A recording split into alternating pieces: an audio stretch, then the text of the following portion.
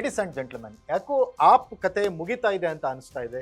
ಅರವಿಂದ್ ಕೇಜ್ರಿವಾಲ್ ಜೈಲಿಗೆ ಹೋಗಿ ಬಂದರು, ಡೆಲ್ಲಿಯಲ್ಲಿ ಅಧಿಕಾರವನ್ನು ಕಳೆದುಕೊಂಡ್ರು. ರಾಘವ್ ಚಡ್ಡಾ ಬಿಜೆಪಿ ಸೇರಿದ್ರು.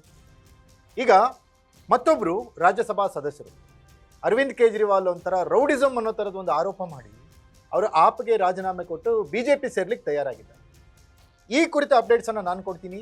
ನೆಲ ಜಲ ಭಾಷೆಗಾಗಿ ಪ್ರಾಮಾಣಿಕ ಪತ್ರಿಕೋದ್ಯಮ, ನಾನು ಹೇಮಂತ್.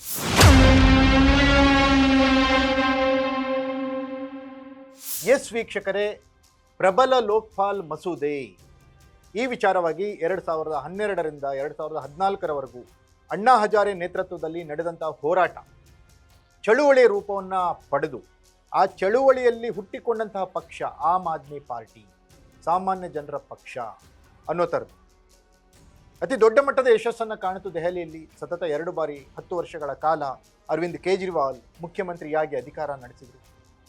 ಮೊಹಲ್ಲಾ ಕ್ಲಿನಿಕ್ನಂತಹ ಒಂದು ಅತ್ಯದ್ಭುತ ಕಾನ್ಸೆಪ್ಟ್ ಇರುವಂಥ ಯೋಜನೆಗಳನ್ನು ತಂದರು, ಅದನ್ನ ನೀಟಾಗಿ ಇಂಪ್ಲಿಮೆಂಟ್ ಮಾಡಿದರು.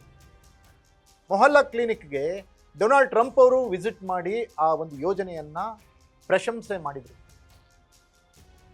ನಮ್ಮ ಕೇಂದ್ರ ಸರ್ಕಾರ ಕೂಡ ಮೊಹಲ್ಲಾ ಕ್ಲಿನಿಕನ್ನು ತಮ್ಮ ಕೇಂದ್ರ ಸರ್ಕಾರದ ಸಾಧನೆ ಅನ್ನೋ ಥರ ಬಿಂಬಿಸಿಕೊಳ್ತು. ದೆಹಲಿಯಲ್ಲಿ ವಾಯು ಮಾಲಿನ್ಯ ಮಿತಿ ಮೀರ್ತಾ ಇದ್ದಾಗ ವಾಯು ಮಾಲಿನ್ಯದ ನಿಯಂತ್ರಣ ಮಾಡಲಿಕ್ಕೆ ಹಲವಾರು ಯೋಜನೆಗಳನ್ನು ಕೈಗೊಂಡಿದ್ರು ಕೇಜ್ರಿವಾಲ್. ನಂತರ ಭ್ರಷ್ಟಾಚಾರ ಮುಕ್ತ ಆಡಳಿತ ನೀಡ್ತೀನಿ ಅನ್ನೋ ಘೋಷವಾಕ್ಯದೊಂದಿಗೆ ಬಂದಿದ್ರು.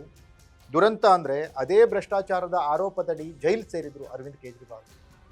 ವಿಚಾರಣೆ ನಡೆಸಿರುವ ನ್ಯಾಯಾಲಯ ಅರವಿಂದ್ ಕೇಜ್ರಿವಾಲ್ ನಿರ್ದೋಷ ಅನ್ನೋ ತೀರ್ಪು ಕೊಟ್ಟಿದೆ. ಇದಾದಮೇಲೆ ಆಪ್ನಲ್ಲಿ ಎಲ್ಲವೂ ಸರಿಯಿಲ್ಲ, ಆಪ್ನಲ್ಲಿ ಏನೇನೋ ನಡೀತಾ ಇದೆ, ಅರವಿಂದ್ ಕೇಜ್ರಿವಾಲ್ ನಾಯಕತ್ವದ ಮೇಲೆ ಅಪಸ್ವರಗಳು ಕೇಳಿ ಬರ್ತಾ ಇದ್ದಾವೆ ಅನ್ನೋ ಆರೋಪಗಳು ದಟ್ಟವಾಗಿದ್ದವು. ರಾಘವ್ ಚಡ್ಡಾ ಬಿಜೆಪಿ ಸೇರಿದ್ರು. ಈಗ ರಾಜ್ಯಸಭಾ ಸದಸ್ಯೆ ಸ್ವಾತಿ ಮಾಲಿವಾಲ್ ಅನ್ನೋಂಥವ್ರು ಆಪ್ಗೆ ರಾಜೀನಾಮೆಯನ್ನು ಕೊಟ್ಟು ಮತ್ತೊಮ್ಮೆ ಕೇಜ್ರಿವಾಲ್ಗೆ ಶಾಕ್ ಕೊಟ್ಟರು.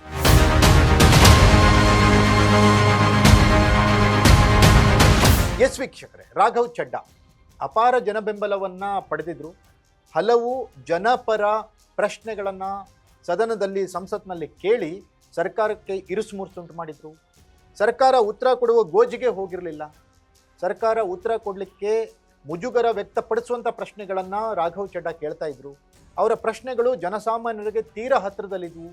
ಹಾಗಾಗಿ ಜನಸಾಮಾನ್ಯರು ರಾಘವ್ ಚಡ್ಡಾ ಮೇಲೆ ಒಂದು ಭರವಸೆಯನ್ನು ಇಟ್ಟಿದ್ರು. ಅಪಾರ ಪ್ರಮಾಣದ ಬೆಂಬಲಿಗರು ಅವರಿಗೆ ಸೋಷಿಯಲ್ ಮೀಡಿಯಾನಲ್ಲಿ ಅವರನ್ನು ಫಾಲೋ ಮಾಡ್ತಾ ಇದ್ರು. ಆದರೆ ಈ ರಾಘವ್ ಚಡ್ಡಾ ಅವರನ್ನು ಬಿಜೆಪಿ ತನ್ನ ಪಕ್ಷದ ಉಪನಾಯಕನ ಸ್ಥಾನದಿಂದ ಕೆಳಗಿಳಿಸಿತು. ಕಾರಣ ರಾಘವ್ ಚಡ್ಡಾನ ಕಾಂಪ್ರಮೈಸ್ ಪಾಲಿಟಿಕ್ಸ್ ಮಾಡುತ್ತಿದ್ದಾರೆ ಅನ್ನುವಂಥದ್ದು. ಆ ಪಕ್ಷದ ತತ್ವ ಸಿದ್ಧಾಂತ ಬದ್ಧತೆಗಳಿಗೆ ಅನುಗುಣವಾಗಿ ರಾಘವ್ ಚಡ್ಡಾ ಕೆಲಸ ಮಾಡ್ತಾ ಇಲ್ಲ. ರಾಘವ್ ಚಡ್ಡಾ ಏನೋ ಹಿಡನ್ ಅಜೆಂಡಾ ಇಟ್ಕೊಂಡಿದ್ದಾರೆ, ರಾಘವ್ ಚಡ್ಡಾ ಇಂಡೈರೆಕ್ಟ್ ಆಗಿ ಬಿಜೆಪಿಗೆ ಸಪೋರ್ಟ್ ಮಾಡ್ತಿದ್ದಾರೆ ಅನ್ನುವಂಥ ಮಾತುಗಳನ್ನು ಹೇಳಿ ಆಪ್ ಅವರನ್ನು ಉಪನಾಯಕನ ಸ್ಥಾನದಿಂದ ಕೆಳಗಿಳಿಸಿತ್ತು. ಇದರಿಂದ ಮನನೊಂದಂತಹ ರಾಘವ್ ಚಡ್ಡಾ ನಿರೀಕ್ಷೆಯಂತೆ ಬಿಜೆಪಿ ಸೇರಿದರು. ಅವರು ಬಿಜೆಪಿ ಸೇರಿದ ಮೇಲೆ ಈಗ ಸ್ವಾತಿ ಮಾಲಿವಾಲ್ ಅನ್ನುವ ರಾಜ್ಯಸಭಾ ಸದಸ್ಯರು. ಆಪ್ನಲ್ಲಿ ರೌಡಿಸಮ್ ಹೆಚ್ಚಾಗ್ತಾ ಇದೆ, ಆಪ್ ಕಾರ್ಯಕರ್ತರ ಪಕ್ಷ ಆಗಿ ಉಳಿದಿಲ್ಲ, ಅರವಿಂದ್ ಕೇಜ್ರಿವಾಲ್ ಸರ್ವಾಧಿಕಾರಿ ಥರ ಧೋರಣೆಯನ್ನು ತೋರಿಸ್ತಾ ಇದ್ದಾರೆ ಅನ್ನುವಂಥ ಆರೋಪಗಳನ್ನು ಮಾಡಿ ಆಪ್ಗೆ ರಿಸೈನ್ ಮಾಡಿದ್ದಾರೆ.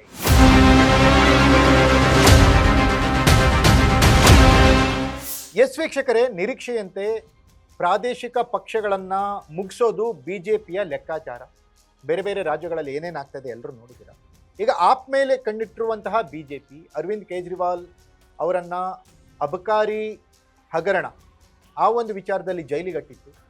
ಮುಂದುವರೆದಂತೆ ರಾಘವ್ ಚಡ್ಡಾ ಅವ್ರನ್ನ ಬಿಜೆಪಿಗೆ ಸೇರಿಸ್ಕೊಂಡಿತ್ತು. ಈಗ ಸ್ವಾತಿ ಮಾಲಿವಾಲ್ ಅವರಿಗೂ ಕೂಡ ಮಣೆ ಹಾಕಿದೆ. ಆಪ್ ಈಗ ಪಂಜಾಬ್ನಲ್ಲಿ ಅಧಿಕಾರದಲ್ಲಿದೆ. ಪಂಜಾಬ್ನಲ್ಲಿ ಮತ್ತೆ ಯಾವ ರೀತಿ ಆಪ್ ಅಧಿಕಾರದಿಂದ ದೂರ ಹೋಗುತ್ತೋ, ಬಿಜೆಪಿ ಅಲ್ಲೇನಾದರೂ ಮತ್ತೆ ಆಪರೇಷನ್ ಮಾಡುತ್ತೋ ಅನ್ನೋದು ಈಗಿರುವಂತಹ ಕುತೂಹಲ. ಇದಾಗಿತ್ತು ನ್ಯೂಸ್ ಅಪ್ಡೇಟ್. ನೆಲ ಜಲ ಭಾಷೆಗಾಗಿ ನೋಡ್ತಾ ಇರಿ ಫೋಕಸ್.